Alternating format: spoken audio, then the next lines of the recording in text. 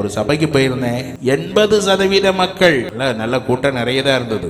80% மக்கள் என்ன செய்யறாங்கன்னா சினிமா பார்க்கிறார். விசுவாசி தான் யாரை பிடிச்சு வச்சிருக்கு, நீ இங்கேயே வாசம் பண்ணு, எங்கேயும் போக வேண்டாம்.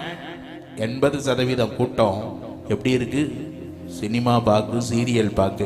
விட முடியல, வேற எங்களுக்கு பொழுதுபோக்கு இல்லை, ஒத்துக்கிறாங்க, எங்களால முடியல பாஸ்டர்.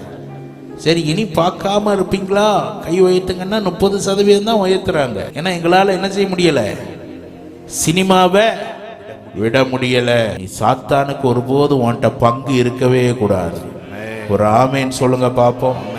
நீ காலடி வைக்கிற இடத்துல அவனுடைய ராஜ்யங்கள் தகர்ந்து போய்த்தான் ஆக வேண்டுமானா,